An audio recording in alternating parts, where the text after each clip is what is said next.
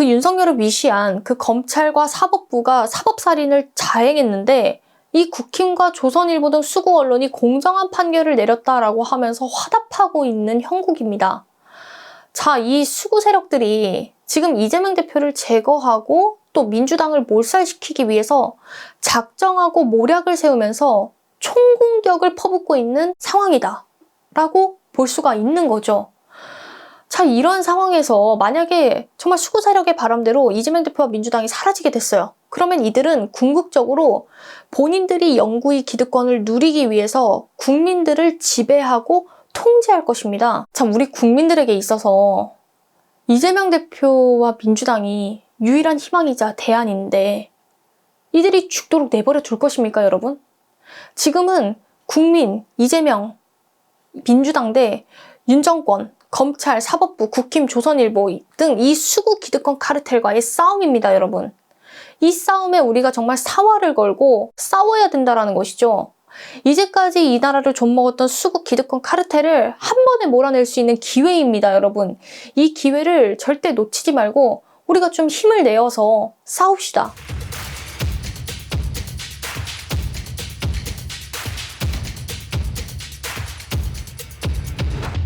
안녕하세요, 시청자 여러분. 이인혜입니다. 지난 11월 15일이었죠.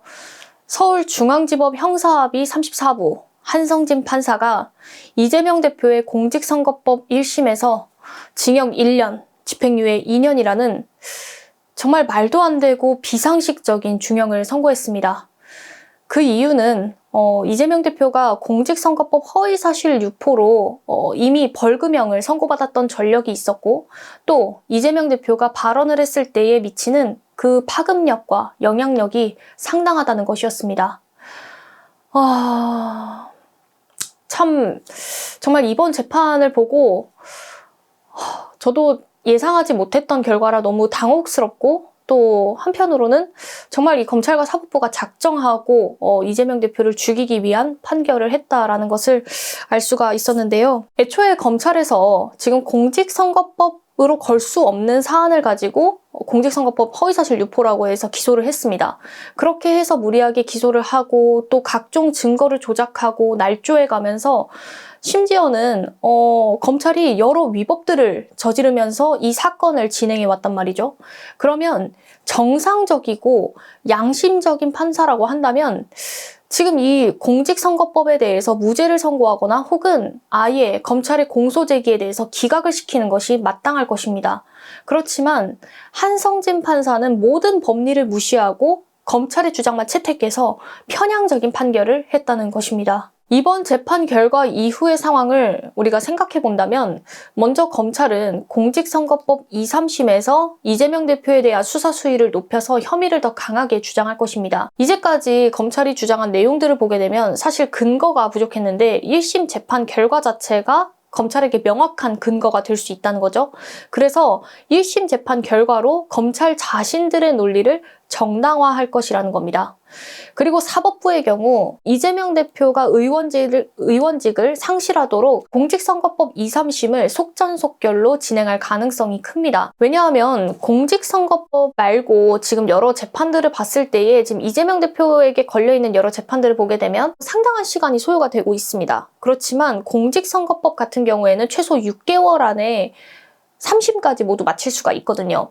왜냐하면 공직선거법 제270조에 따르면 2심, 3심을 각각 3개월 안에 끝내도록 규정을 하고 있습니다. 그렇기 때문에 이번 공직선거법 재판을 통해서 이재명 대표를 전과자로 만들어서 앞으로 대선 후보에 나오지 못하도록 만들 수가 있다는 거죠. 때마침 지난 9월에 법원행정처에서 일선 법원들에게 공문을 보냈습니다. 선거법 강행 규정을 지켜달라는 것이었는데요. 이런 것들을 토대로 생각해 볼 때에 결국 공직선거법 2, 3심을 맡게 될 판사들의 경우 이재명 대표 재판을 빨리 끝내야 된다는 압박을 받기 때문에 사건을 주도 면밀하게 살펴보고 지켜보고 법리적인 것들을 따져보기보다는 1심 판결에 준하는 판결을 내릴 가능성이 높다라는 겁니다. 결국 이재명 대표를 범죄자로 만들어서 앞으로 대선 후보에 나오지 못하도록 만들고, 또 민주당이 중앙선관위로부터 보전받은 선거비용 434억 원을 다시 반환하도록 해서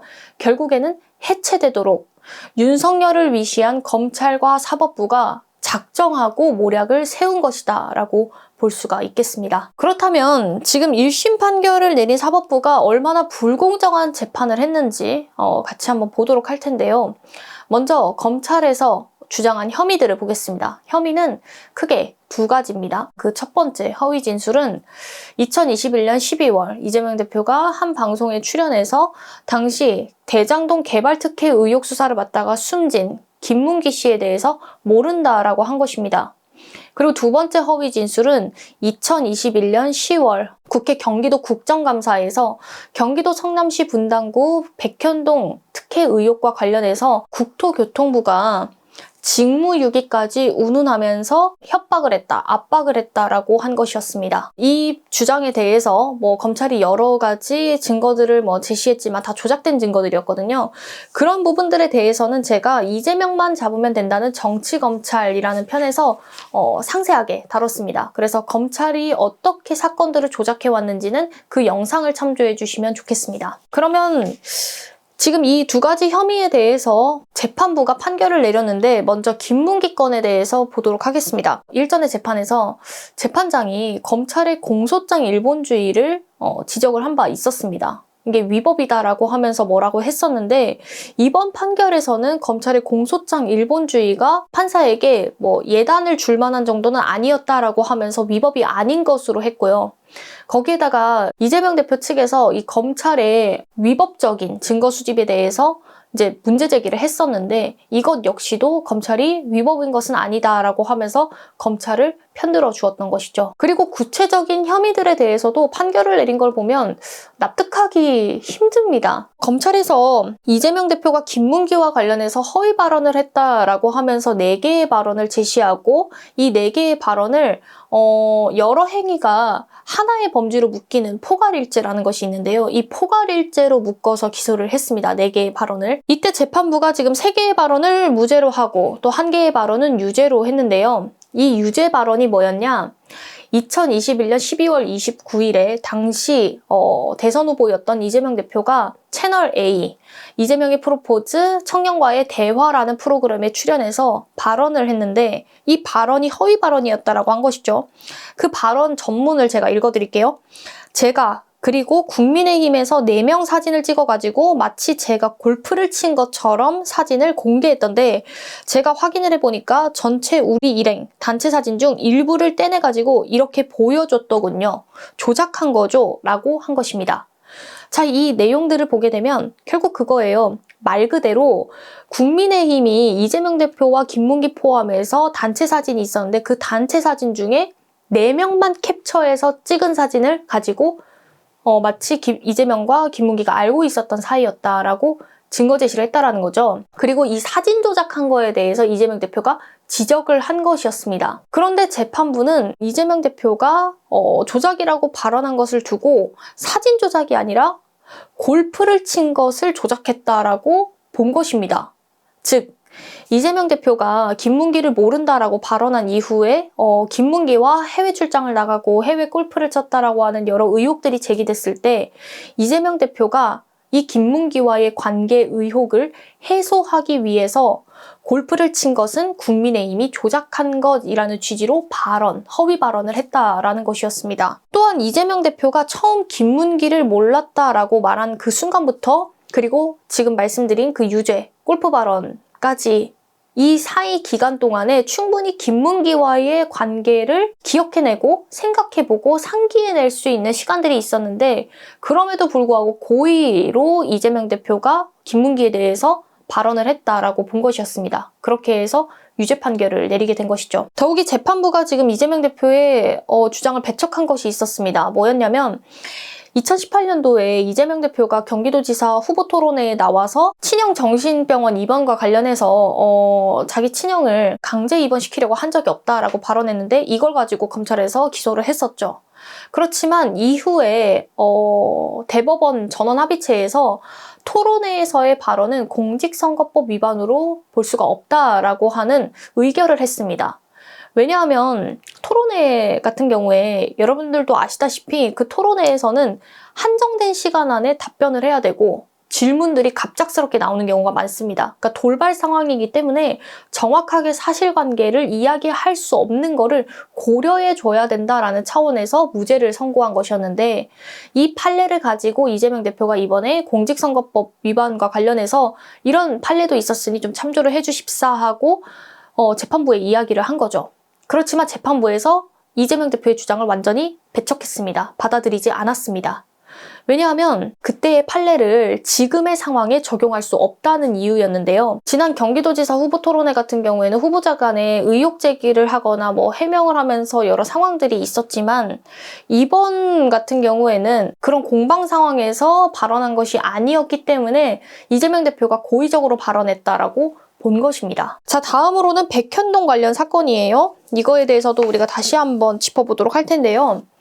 이재명 대표가 성남시장이던 2015년에 당시 박근혜 정부는 어떤 걸 추진했었냐면, 지방에 여러 혁신도시를 세우고 수도권에 있는 공공기관을 이전시키려고 했었습니다. 이 혁신도시 쪽으로. 그래서 성남시에 있었던 한국식품연구원도 공공기관 이전 대상이었는데요. 그래서 본사를 옮기려고 하다 보니 이전 비용이 필요하잖아요. 그래서 그 이전 비용을 마련하려고 식품연구원이 갖고 있었던 백현동 부지를 매각하려고 했었습니다. 그런데 8차례나 입찰이 불발됐죠. 이후에 한국식품연구원이 자연녹지 상태였던 이 백현동 부지를 용도 변경해서 민간 개발업자들에게 넘기려고 했는데, 그러다 보니까 이제 용도 변경을 해야 되잖아요. 그래서 국토교통부에 용도 변경 관련 요청을 이제 공문을 보내게 됩니다. 그러면서 국토교통부에서는 성남시에 이 백현동 부지 관련해서 용도 변경을 해라라고 하는 공문을 보내게 되고요.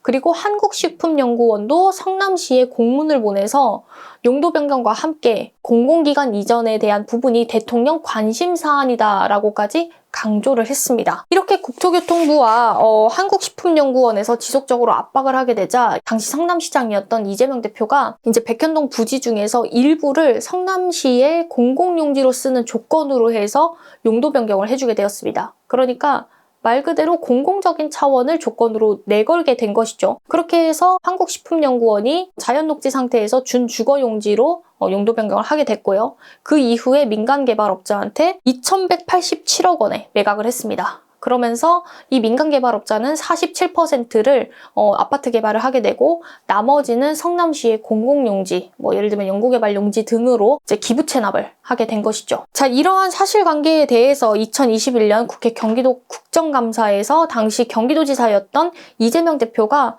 하나씩 사실관계들을 조목조목 짚기 시작합니다.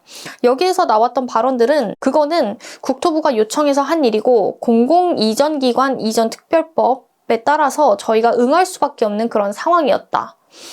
만약에 안 해주면 직무유기 이런 걸 문제 삼겠다고 협박해서 등의 발언을 하게 된 것이죠. 우선은 이 재판부가 어떻게 봤냐면, 국토부가 그 성남시 의사와 무관하게 용도 변경을 강행했다라고 하는 그 근거를 찾아보기 힘들고, 특히 성남시에서 용도 변경을 했을 때에도 성남시 자체적인 판단에 의해서 이루어졌기 때문에 문제가 없다. 그래서 허위 사실로 보게 된 거죠.